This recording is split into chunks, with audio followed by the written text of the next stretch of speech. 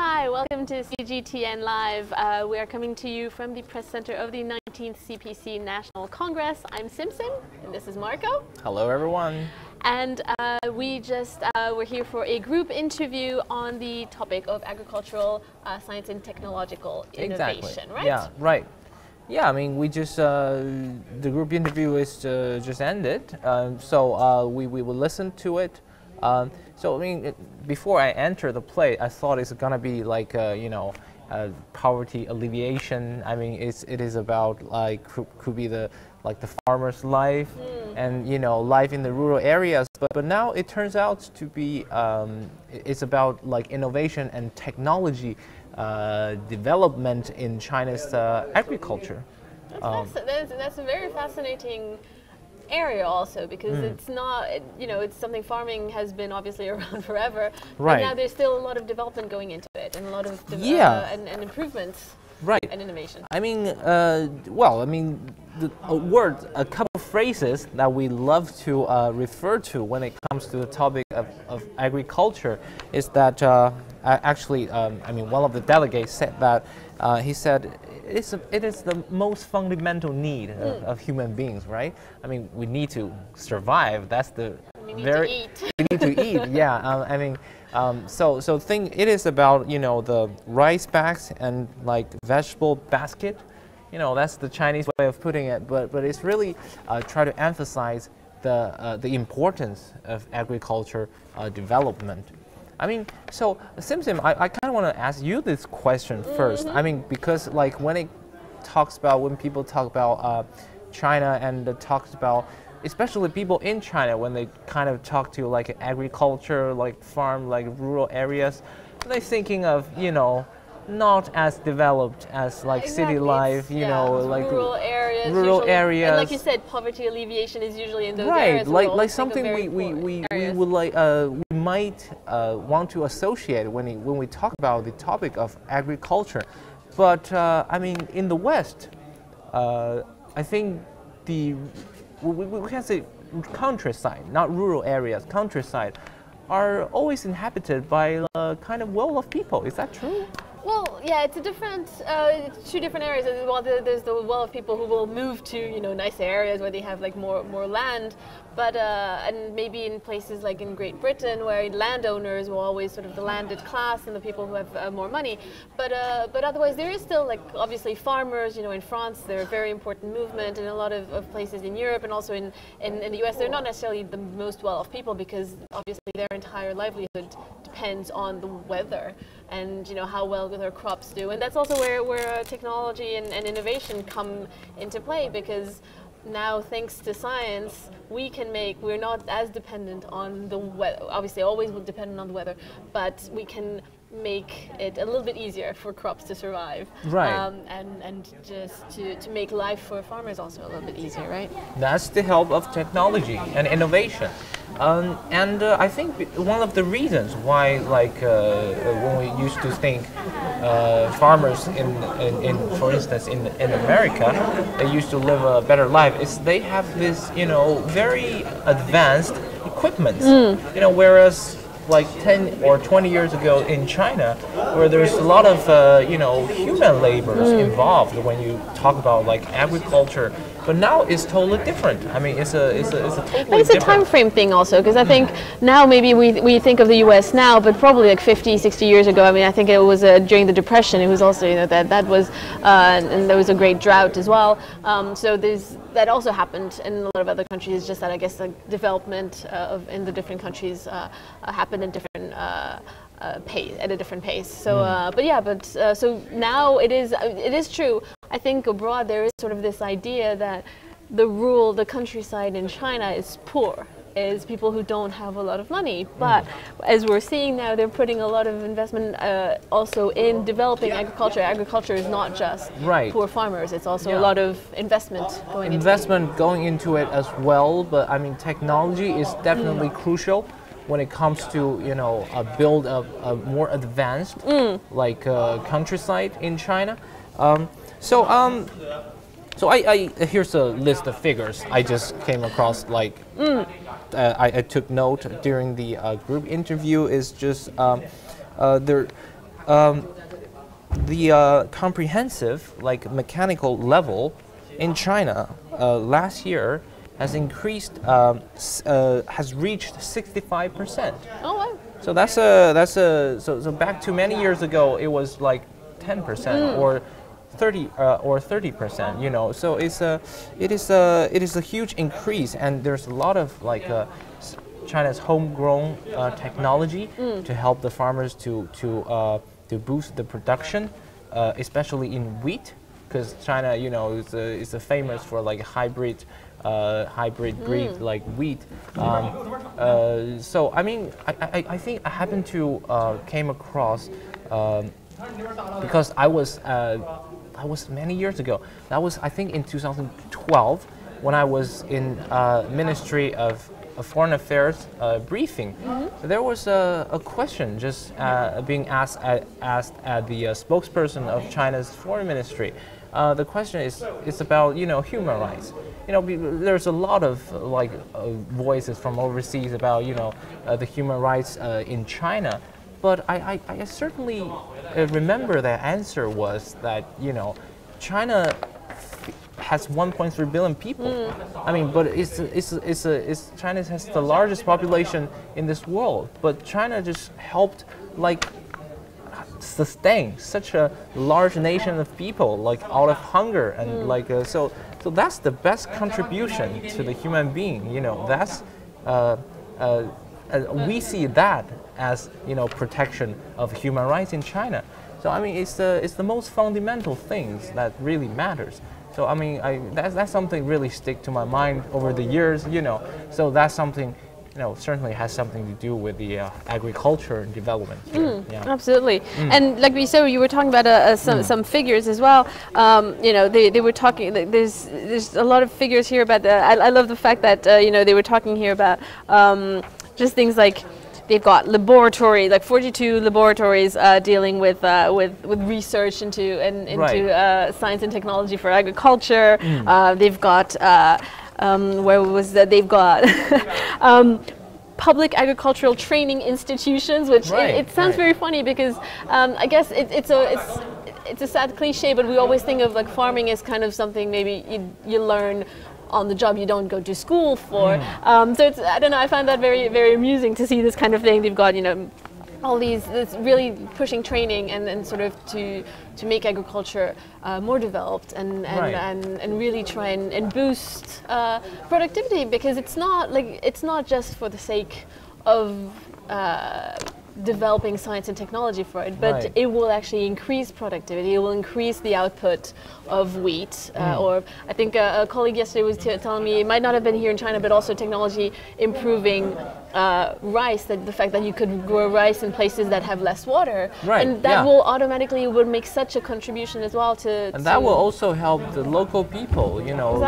probably they've been living in generations of poverty, but I mean, just a little innovation or little advance in technology can just help to change the whole thing. I mean, that's the power of technology. And if it means that, you know, with a little bit less rain per year, you can still have a lot of wheat at the end of the year, it makes a huge difference for people. And like you said, it's a very important thing is being able to feed your people, right? Right. Yeah. But I mean, I think one of the key issues they also been talked about during the group interview is about, you know, the supply reform, which is, you know, being rolled out all over China. So do you know what is supply side reform, Sim? What is your understanding of that term? You're gonna tell me all about it. All right, okay. So supply side reform, I will not just use like big words because I'm not an expert at like making definitions. So it's just like, you know, since, for instance, I'm a businessman selling watermelons. So I mean, I've been selling watermelon for like decades. So I've been doing a good business, but like everyone, I mean, in my town, like everyone is buying the watermelon, so I cannot make any money anymore. So it's a time that I think, okay, maybe I should change my business plan. Maybe I should sell something else, just to, you know, since I mean the watermelon is already a business too good for me, but maybe I should do something better. You know, that's something called like a change of supply side reform. It's also how to So I mean, there's a China, and nowadays there's a problem of overcapacity. Also, I mean, in like steel production and in coal production area, also in the agriculture area as well, because you know the quantity of things already very big here, but the quality of things that needs to be addressed. You know, that's the things that we need to improve. So that's they talk about the things here that because in the West, well, they also use the example of wheat. They said in the West, the research into the quality improvement of crops already started in the 1930s, where in China it only started in 1985, because you know, because China once again has a huge population to feed, and it went through a lot of upheaval also, like right. I mean, years. so it naturally concerns more about the quantity of things. You know, you have to have that amount of agriculture output to feed these nation of people. But now it's time, you know, people thinking about how we can have like better quality products. So that involves a lot of import of like foreign like seeds. Like also China exports some of its best production to overseas as well. And it's even something, because there have been... What is your favorite, like, agricultural? What is your favorite fruit or vegetable that you find tastes better here in China? It's hard to say. I think it's also because there's a difference in the products that you find as well. Right. So things that I would love to eat at home that maybe I can't find here, but there are other things here you can find just in other quantities, just because of availability. Right. I mean, there's a globalization trend, so you can literally buy things like from all over the world. But I mean, personally, I've spent a year in the UK.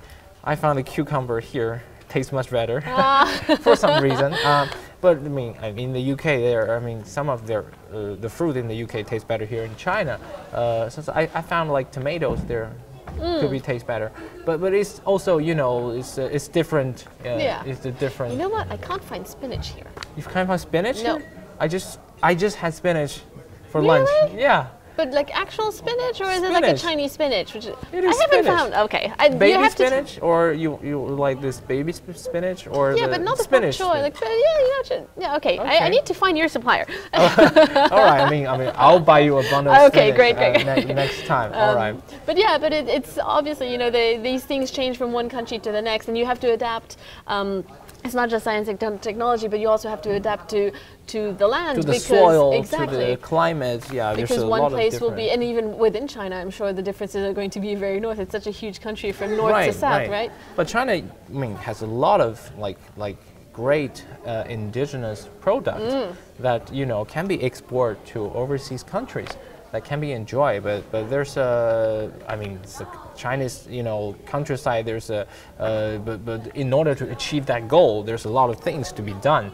Obviously, you have to improve the transportation infrastructure. But China now has high-speed rail. Yeah. That helps. It even has trains that go all the way from China to Europe through the Belt and Road Initiative. Right. So yeah, that's correct. And yeah, I mean, through the Asian, like, just things we're talking about, through the Asian Silk Road, that were like lots of foreign, like crops were being imported, seeds and everything, yeah. seeds imported into China, like tomatoes, onions. You know, China don't grow these kind of things like 1,000 years ago, but now it becomes like household fruits or vegetables. So it's about constant exchange of different things and different crops. Yeah. And I think it's something that farmers have always done anyways. You know, you always try and with animals, you do that. You breed an animal that is stronger, more resistant, that can, and that is better suited to the environment that you're in. And then the same thing with crops. It's just that now they can put a lot of more science. So it sounds like it's something that's done only in the laboratory, but it's something that's been going on for centuries, that farmers have always done. It's just now it's done in a different way, and obviously the state is putting also a lot of money into it. It's a marketing economy now. So it's all about the market. So that's one of the that's the key agenda of the meeting, and it's about, you know, how to use the latest scientific findings just to, you know, help the market, to suit the market need. So it's not only, you know, scientists doing their own research while farmers, you know, kind of find a way to improve their sellings. So yeah, so that's the general basic idea of this. And and I just wanted to mention this because I don't know, I find it again, like I was talking about the farmers training program, and I don't know, maybe I'm a bit naive, but I find these titles quite funny. But some of the people, obviously, a lot of the delegates were people from the Ministry of Agriculture. Yeah, I mean, a lot of researchers and everything. Right, there are researchers, there are entrepreneurs, and there's also a representative. He's a farmer himself. Okay. Successful one, but yeah. But there's somebody who's the director of National Wheat Improvement Center, which I think is very nice. Yeah, he said he's certainly an expert in improving wheat production. Okay, so I've been also reading this book of. I know I've been reading. Marco has been reading up, and he's been doing a lot of research in his free time here. Right. Yeah. I mean, obviously, I have to doing preparations for the 19th National Congress coverage. Right. So here's the work of Xi Jinping, the governance of China. I mean, I've already quoted him many times. But I mean, this time I'm not gonna quote him. I'm not gonna read out the book. But I think Xi Jinping himself is a man that has backgrounds in rural areas. So I don't need to really explain anything, because, you know, here's some pictures for you to show, just to see how he is concerned about the, you know, improve the lifestyle in the countryside. So here is Xi Jinping working together with locals during an investigation tour in 1989 when he was secretary of Ningde Prefectural Party Committee of Fujian Province. So you know, that's you know, you can see himself, you know, working in the crop field, you know. In Fujian Province is also there's this very strong agricultural field. Right, yeah, and you know, you can certainly see pictures here. I don't, you know, he's even cooking with local villagers, right? So yeah, so that's and there's also pictures of him visiting families who suffered a loss in snowstorm. Yeah, this is kind of the image that we often have of the rural countryside here. I mean, I don't know. China, I mean, just tell me. Well, I mean, it's just, since Chinese leaders, they more or less have some, you know, backgrounds working in the countryside. What about? I don't think, you know, it's the same in the West. Like you know, I think you usually you have leaders, you know, coming from a good academic or, you know, educational background. Yeah. But Xi Jinping said himself that, you know, all of the party members should be, you know, having an experience in the countryside, so they can really know the needs of the people. You know, really, you know, when they are living like at the bottom of the society, they can really know what the people want from them, so they can be a good party member in the future. Yeah. And even when we're going back to food and developing good food, I think we've noticed. I think everybody has noticed in China. There's much more of an emphasis on really producing good, fresh produce now, because there have been a few scandals in the past, mostly with, you know, fake rice or that kind of thing, which obviously is a bit of a different. You know, now in Beijing, at least, I've noticed farmers markets. And what is it in the northeast of Beijing? What's that area called again? You're mentioning. Yeah, a little bit further. Yeah, where there's like little farming areas. Yeah, exactly. Where it's small ones, not farms in the sense that like a whole family that lives there, but really sort of greenhouses. Modernized. Exactly. Farms, But sort of having really sort of good produce and really obviously, and you can order your fruit and vegetables there like you can in Europe. I was actually quite surprised they even have this here in China. Costs a little bit more, but I think more and more people actually paying attention to how good their vegetables and their fruit and their cereal and everything is, and that it's really quite fresh and willing to pay a bit more about it. Right. I mean. In Europe, you have this like organic, like gluten-free, that kind of thing. I mean, China is slowly catching up the trends now. So I mean, since, you know, China is developing very fast in the past few years. So there's a demand for like a good quality products, but that's this a demand for a better quality life, a better quality future. Yeah, exactly. So, yeah, that's the theme of today's discussion. Absolutely, and I All think right. this is definitely something that will continue to be a topic and will continue to be very important for the party and for the government, and something that we'll be following. It'll be interesting to see. All right. Okay. I think that's about it. Yeah. So if you have any questions, please share it to us on our social media platforms. We have an official app, CGTN app. You can download that to follow the latest update of our coverage on the 90th National Congress of CPC. Yep. Which So- runs until Tuesday, right? Next Tuesday. Yes. So Right. Yeah. All right. Okay. Yeah. So just a few days. Well, we're halfway through, sort of. Okay. Okay. But yeah. Anyway, so that's going to be it for us, right? Right. Thanks for watching. I'll see you next time. Thanks. Bye-bye. Bye.